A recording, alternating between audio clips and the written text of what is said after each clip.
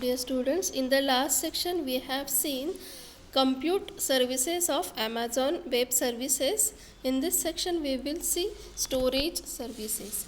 So Amazon Web Services, that is AWS, provides a collection of services for data storage and information management. The core service in this area is represented by Amazon Simple Storage Service, that is S3, that is simple storage service.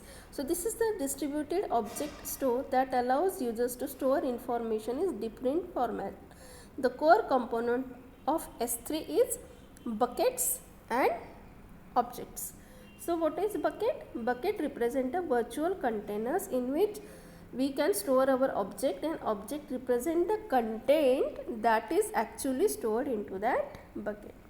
So objects can also be enriched with metadata that can be used to tag the stored content with additional information. So it consists of S3 key concepts, then Amazon Elastic Block Store, Amazon Elastic Cache, Structure Storage Solution, and Amazon Cloud Front. Okay.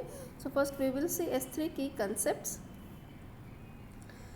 As the name suggests, S3 has been designed to provide a simple storage service that is accessible through a REST, that is representational state transfer interface,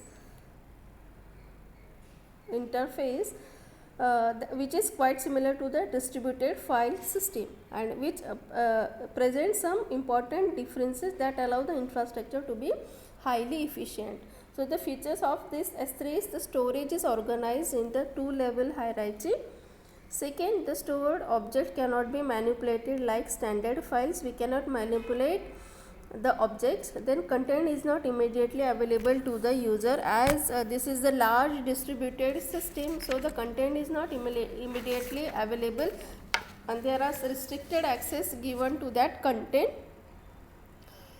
Then a request will occasionally fail, means here as it is a large distributed system, so in some cases the request will fail and it is access to the only authorized persons. That is why a store object cannot be manipulated, and it is manipulated only by the authorized access. So how we will name the resources? So for that purpose, buckets, objects and attached metadata are made accessible through the REST interface. It uses the REST interface. Okay. So therefore they are represented by the Uniform Resource Identifier, that is URIs, under the s3.amazon.com. Okay. So Amazon offers three different ways of addressing a bucket.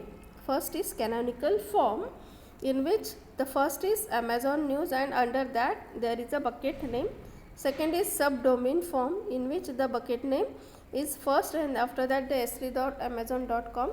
And virtual hosting means Amazon allows referencing of its resources with custom URLs. Okay. So here only the bucket name is given, so that is why it is called as a virtual hosting form. Bucket. So as we have seen, the bucket is a container of objects. It can be thought of it as a virtual drive hosted on the S3 computer store, which provides users with a flat store to which they can add the objects. Okay. And buckets are top level elements of the S3 storage architecture. Then objects and metadata. Object constitute the content element stored in the S3. The data which is stored into the bucket is called as the objects. User either store the files or push to the S3 text stream representing the object's content. The object is identified by a name that is unique in the bucket.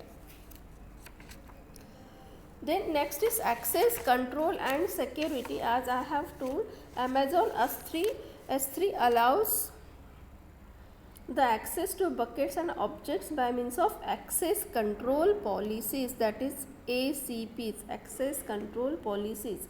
So what is ACP? An ACP is a set of grant permission that are attached to the resource expressed by means of XML configuration. So there are read permission, write permission, read SCP permission, write SCP permission, and full control permissions.